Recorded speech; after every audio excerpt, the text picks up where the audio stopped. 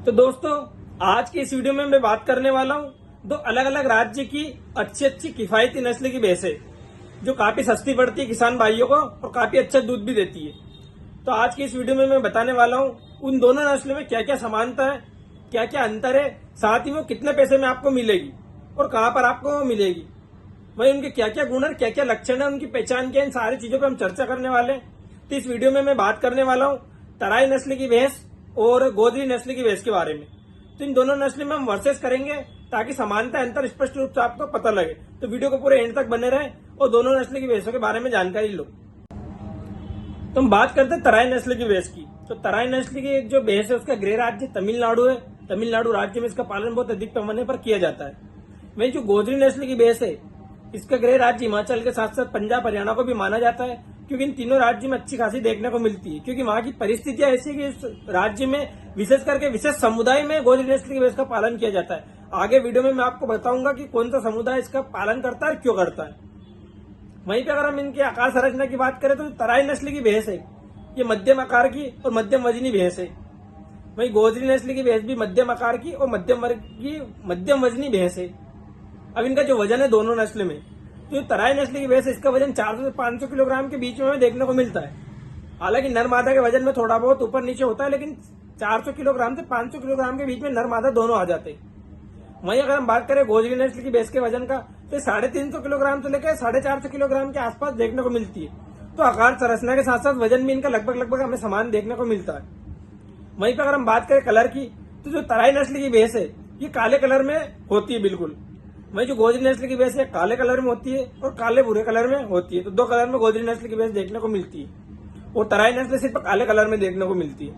वहीं अगर इनकी विशिष्ट पहचान की बात करें तो जो तराई नस्ल की भैंस है इसकी विशिष्ट पहचान ये कि इसका जो सिर है वो लंबा होता है बाकी नस्ल के मुकाबले। अगर हम दो किसी नस्ल को खड़ा करेंगे तो हमें तराई नस्ल की भैंस का जो सिर है वो थोड़ा लंबा देखने को मिलेगा। इससे एक स्पष्ट रूप से पहचान आती है। वहीं जो गोदरी नस्ल की भैंस है ये काफी मजबूत भैंसों की श्रेणी में मानी जाती है, काफी मजबूत भैंस इसको बोला जाता है। तो ये इसकी विशिष्ट पहचान में से एक है। तराई नस्ल की जो भैंस है इसका जो दिन का दूध है वो 4 से 5 लीटर देखने को मिलता है। वहीं जो गोदरी नस्ल की भैंस है इसका जो दिन का दूध है वो 4 से 6 लीटर हमें देखने को मिलता है। तो दूध के मामले में दोनों भैंसें लगभग सेम है। अब पूरे ब्यावत के दूध की अगर हम बात करें तो तराई नस्ल की भैंस इसके पूरे ब्यावत का दूध 500 से 600 लीटर होता है। वहीं गोदरी नस्ल की भैंस का जो पूरे ब्यावत का दूध है वो 1000 से लेकर 1200 लीटर के आसपास होता है। तो पूरी ब्यावत में जो दूध का अंतराल है वो गोदरी का ज्यादा है तराई के मुकाबले, लगभग हम ये कह सकते हैं कि डबल है। उसका कारण ये है कि दिन का दूध तो बराबर देती है दोनों, लगभग 4 से 5, 4 से 6, लेकिन गोदरी ज्यादा इसलिए देती है कि जो दूध देने का उसका टाइम पीरियड है वो लंबा है थोड़ा तराई के मुकाबले, इसलिए उसकी पूरी ब्यावत का दूध बढ़ जाता है। वहीं इनके दूध में अगर हम फैट की बात करें, जो तराई नस्ल की भैंस है इसके दूध में काफी अच्छी फैट आती है। इसके दूध में 8 से 10 फैट आती है और जो गोदरी नस्ल की भैंस है इसमें सामान्य 6-7 फैट हमें देखने को मिलती है। अब एक चीज ये भी है कि तराई के में ज्यादा फैट आती है और वो उस नस्ल के दूध में ज्यादा फैट आती है जिन भैंसे के दूध का जो क्वांटिटी वो कम है। हमने देखा कि जैसे बदावरी हो गई, तराई हो गई, बरगुर जैसी कुछ नस्ल जो कम दूध देती है इनके दूध में फैट अच्छी आती है। तो जो भी वैसे कम दूध देती है क्वांटिटी कम होती है इनकी फैट हल्की सी बढ़ जाती है। तो इसी तरह तराई की फैट भी 8 से 10 रहती है और इसमें गोदरी नस्ल की भैंस सामान्य 6-7 देखने को हमें मिलती है।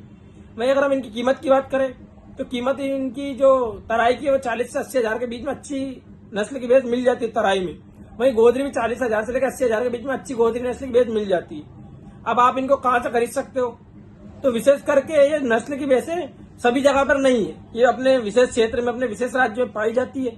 इसलिए अगर जिसको भी खरीदना है तो तराई को तो तमिलनाडु से खरीदे और जो गोदरी है उसको हिमाचल से, पंजाब हरियाणा से खरीदे, क्योंकि बहुत छोटे किसान, सीमांती किसान इनका पालन करते हैं। जो बड़े डेयरी फार्मर से, जो व्यापारिक वाणिज्य वर्ग से आते हैं वो इनका पालन नहीं करते। उसका कारण ये है कि इनका दूध कम देना, इस वजह से इन नस्ल का पालन छोटे सीमांती किसान घरेलू उपयोग के लिए करते हैं। अब मैं तराई भैंस की आपको संपूर्ण जानकारी बताता हूँ। तराई भैंस तमिलनाडु के नीलगिरी पहाड़ियों में इसकी उत्पत्ति मानी जाती है। इसी वजह से विशेष क्षेत्र की भैंस इसको कहा भी जाता है तमिलनाडु की। साथ ही में तराई नस्ल की जो भैंस है इसके दूध में काफी अच्छी मात्रा में फैट आती है। वहीं तराई नस्ल की जो भैंसें हैं वो काफी उस क्षेत्र के किसान काफी अधिक संख्या में उसका पालन करते हैं। जैसे छोटे छोटे किसान जो एक दो भैंस रखते हैं और उसके पास सिर्फ तराई नस्ल की भैंस ही आपको देखने को मिलेगी। तमिलनाडु राज्य के अंदर। वहीं पे अगर हम इसकी पहचान की बात करें तो आकार में मध्यम वजनी भैंस है, ये काले कलर में देखने को मिलती है। वहीं इसका जो सिर है वो काफी हमें लंबा देखने को मिलता है। तो इसकी पहचान है, जिस पहचान से हम तराई नस्ल की भैंस को जान सकते हैं। वैसे तो भैंसों की नस्ल में लगभग समानता हमें देखने को मिलती है, कुछ एक दो पहचान ऐसी जो अलग होती है, उससे उस नस्ल की पहचान स्पष्ट रूप से की जा सकती है। अब तराई जो शब्द है वो इस नस्ल से ऐसे जोड़ा गया कि तराई उसको बोला जाता है जैसे हिमालय से आने वाली नदियां या किसी पहाड़ी इलाके से आने वाली नदियां फिर समतल इलाके पे मिलती है और फिर वो दलदल का क्षेत्र बन जाता है, तो उसको तराई बोला जाता है। इसका सामान्य अर्थ है, तो उसी से इसको जोड़कर इस भैंस के नस्ल का नाम तराई रखा गया है, इसीलिए इसको तराई नस्ल की भैंस बोला जाता है। जब भी किसी नस्ल का नामकरण होता है तो वो उसका नामकरण उस क्षेत्र से उत्पत्ति की वजह से या उस क्षेत्र में उसकी क्रॉस ब्रीडिंग की वजह से या उस क्षेत्र की कुछ विशेष पहचान की वजह से उस नस्ल का नाम रख दिया जाता है। फिर वो नाम चलन में आ जाता है और वही नाम रजिस्टर उस भैंस का हो जाता है। तो इसी वजह से इसको तराई नस्ल की भैंस बोला जाता है।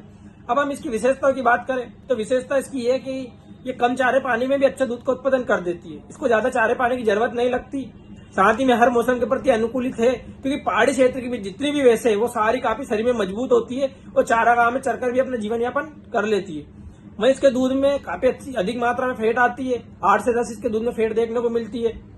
इसके दूध की जो फैट है उसके कंपेरिजन सीधा भदावरी नस्ल की भैंस से किया जाता है, क्योंकि इतनी अधिक मात्रा में फैट बहुत कम नस्ल की भैंसों में आती है। सबसे अच्छी फैट के मामले में भदावरी है, उसके साथ तराई को हमेशा कंपेयर किया ही जाता है। तो इसके दूध में अच्छी मात्रा में फैट भी है। साथ ही में ये तराई क्षेत्र के आसपास के घास को खाकर भी अपना जीवन यापन बहुत आसानी से कर लेती है। तो तराई नस्ल की भैंस को काफी लाभदायक बताया जाता है छोटे किसानों के लिए, सीमांती किसानों के लिए। हालांकि बड़े डेयरी फार्मर इसका पालन पोषण नहीं करते। साथ ही में कम कीमत में किसान भाइयों को मिल जाती है। इसका आदान प्रदान, खरीदना, बेचना भी बहुत आसानी से की जा सकती है। अब हम बात करते हैं गोजरी नस्ल की भैंस की संपूर्ण जानकारी के बारे में। तो जो गोजरी नस्ल की भैंस है इसको सामान्यतः देसी भैंस भी बोला जाता है और ये भैंस पहाड़ी इलाकों में लिए काफी अनुकूलित है। पहाड़ी इलाकों जहां पे भी है वहां पे काफी अनुकूलित है, हर मौसम में अपने आप को ढालती है उस मौसम के हिसाब से, उस क्षेत्र के हिसाब से। जो गोजरी नस्ल की भैंस है इसका संबंध गुज्जर समुदाय के लोगों से और गुज्जर समुदाय में इसको धन का प्रतीक भी माना जाता है। इसलिए जो गुज्जर समुदाय के लोग है, भाई बहन है, इसको अच्छे से पूछते भी है, उसको धन का प्रतीक मानते हैं और उस समुदाय के विशेष वर्ग के लोग इसका पालन अधिक पैमाने पर करते हैं। गोजरी नस्ल के भैंस का पालन विशेष करके हिमाचल प्रदेश के साथ साथ पंजाब, हरियाणा राज्य में भी किया जाता है। कुछ कुछ क्षेत्र में जहाँ पे पहाड़ी इलाका जैसा कुछ है तो वहां पे इसका पालन पोषण किया जाता है। और गोजरी नस्ल की जो भैंस है ये पहाड़ी क्षेत्र में चढ़ने के लिए काफी अच्छी भैंस है। पहाड़ी क्षेत्र में आसानी से चढ़ जाती है और वहां के चारागाह में अपना जीवन यापन आसानी से करती है। अब जो गोजरी नस्ल की भैंस है इसकी पहचान बहुत सामान्य और स्पष्ट है। ये आकार में मध्यम वजनी भैंस है, 350-400 किलोग्राम के आसपास का वजन है। साथ ही में शरीर का काफी मजबूत है, देखने में बहुत मजबूत दिखती है। वही काले कलर और काले भूरे कलर में पाई जाती है। साथ ही में इसकी विशेषता यह है कि ये दूध उत्पादनता के साथ साथ भार वहन करने में भी किसान भाइयों के लिए काफी सुलभ मानी जाती है। जैसे बहुत सारे किसान भाई पहाड़ी इलाके में अगर वजन ढोते तो गोजरी नस्ल की भैंस का पालन जरूर करते हैं, क्योंकि 2 काम करती है वो। एक तो दूध उत्पादन में भी काम आ जाती है, साथ में भार ढोने में भी काम आ जाती है। तो उन किसानों को जो गोजरी नस्ल का पालन करते हैं उनको बैलों की जरूरत बिल्कुल भी नहीं लगती, बैल या सांड की जरूरत नहीं लगती। वो सिर्फ भैंस का ही पालन करते हैं, दोहरे उपयोग के लिए काम आ सकती है। साथ ही में जो गोजरी नस्ल की भैंस है ये पहाड़ी क्षेत्र के लिए इतनी अनुकूल है कि पहाड़ों पर आसानी से चढ़ जाती है, क्योंकि इसका शरीर भी काफी मजबूत है। पहाड़ी क्षेत्र में चढ़ने उतरने में इसको किसी भी तरह की कोई दिक्कत नहीं होती है और यही कारण है कि किसान भाई को घर पे चारे भूसे के कम स्टॉक रखना पड़ता है, जो पहाड़ी क्षेत्र में भी चढ़कर अपना जीवन यापन ये कर लेती है। तो आज के इस वीडियो में मैंने आपको तराई भैंस वर्सेस गोजरी भैंस करके दिखाया, जिससे आपको अंतर, समानता है और क्या गुण और क्या लक्षण है स्पष्ट रूप से जानने का मौका लगा। तो उम्मीद करता हूँ आपको वीडियो पसंद आया और दोनों नस्ल की भैंस के बारे में आपको जानने का मौका मिला। इस वीडियो को ज्यादा से ज्यादा शेयर करें ताकि सभी किसान भाइयों तक ये जानकारी पहुंचे और उनको भी ये पता लगे कि हमें किस क्षेत्र की और किस नस्ल के भैंस का पालन करना चाहिए जो हमारे लिए काफी सुलभ हो।